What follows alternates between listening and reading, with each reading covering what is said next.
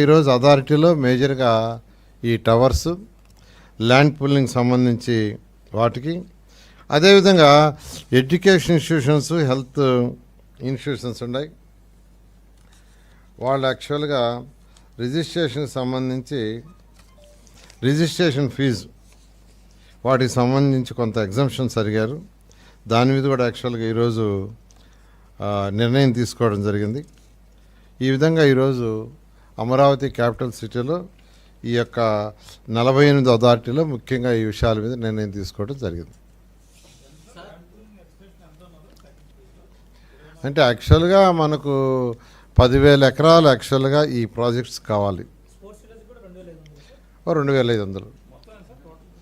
అదే 10,000 ఎకరాలు అంటే మనకు మిగిలేది 25% అది చేయటానికి. అంటే ఒక 40,000 ఏకర్స్ తీసుకుంటే ఈ యొక్క 10,000 ఎకరాలు మనకు మిగులుతుంది. అయితే వాళ్ళు ఇన్ఫ్రాస్ట్రక్చర్ చేయడానికి చేయాలి కదా, డెవలప్ చేయాలి కదా, దానికి మరి కొంత కావాల్సి వస్తుంది. దాని మీద ఫస్ట్ యాక్చువల్గా గ్రామాల్లో ప్రజల అభిప్రాయం తీసుకోమని 2 ఎమ్మెల్యేలకు చెప్పాము. అటు శ్రావణి గారికి, ఇటు భాష్యం ప్రైవేట్కి ఇద్దరు చేస్తున్నారు. నేను అనుకోవడం ఇంకో 15 రోజుల్లో క్లారిటీ వస్తుంది. దాని మీద వీలైనంత వరకు ల్యాండ్ పుల్లింగ్లో తీసుకోవాలని, లేదు కాదు అంటే ల్యాండ్ అక్విజిషన్ అయితే వెరీ సింపుల్. 10,000 ఎకరాలు చేస్తే సరిపోద్ది. 10,000 ఎకరాలు తీసుకుంటే డైరెక్ట్గా దాన్ని వాడేస్తాం, అసలు ఇబ్బంది ఉండదు.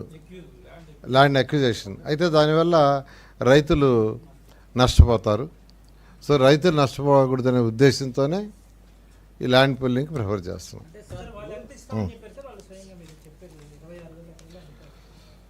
భాష్యం ప్రవీణ్ గారు ఏదైతే డిస్కస్ చేశారో ఆయన విలేజ్లో 24,000 ఎకరాలు యాక్చువల్గా ఆల్మోస్ట్ ఇవ్వటానికి గ్రామ కమిటీలు వాళ్ళు యాక్సెప్ట్ చేశారు.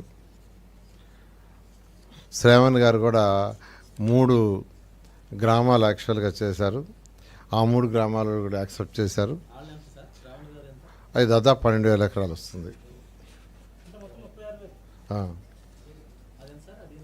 12,000 సుమారుగా కూలింగ్లు ఇవ్వడానికి.